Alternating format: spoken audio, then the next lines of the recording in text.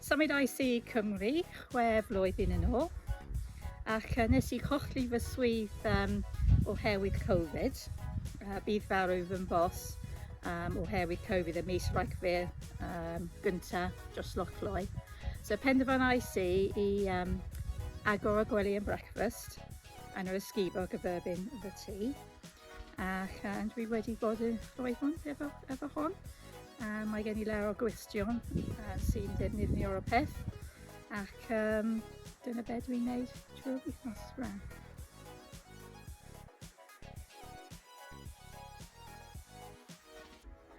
Fel arfer pan mae gwestiwn yn gyrraedd, dwi'n sylwi ar unwaith dydyn nhw ddim erioed wedi defnyddio neu hyd yn oed clywed y iaith Cymraeg o flaen.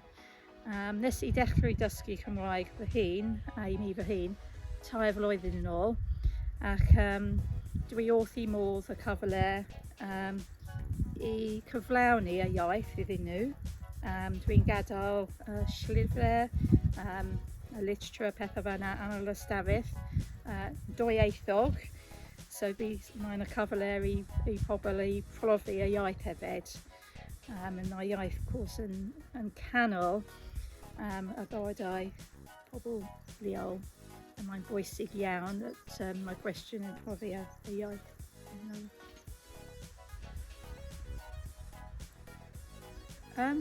Fy hoff modiwl oedd yr un sy'n rhoi y hanes i mi am y wyddfa.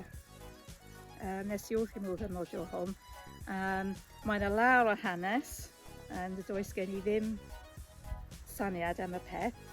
Mae'n ddiddorol iawn i rannu y gobaith hon gyda fy gwestiwn cyn i nhw dringo. Mae'n y lawr o gobaith defnyddiol iawn i roi y gwestiwn cyn i nhw fynd. Pethau fel y 3 ffordd o'r copa, for example, neu y app sy'n helpu i dilyn y gwestiwn ble maen nhw'n dringo a sydd ddim yn defnyddio rhwnggroedd, so it's GPS. Mae'n posib i defnyddio fo tra maen nhw'n dringo. Mae'n y lawr o gobaith am bler i parchio cyn i ni fynd, pethau i gwisgo. Dwi wedi cael synnu faint o fy gwestiwn eisiau dringo mewn dillad sydd ddim yn addas o gwbl ac trio i dringo mewn tywydd sydd ddim yn addas hefyd. Weithio maen nhw ddim yn medru gadael yn y stafell tan hanner dydd.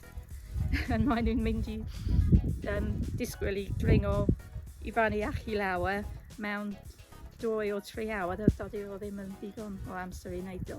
So mae modiwl hon yn rhoi lawr o gobaith iddyn nhw sy'n helpu iddyn nhw paratoi a mwynhau y ddiwrnod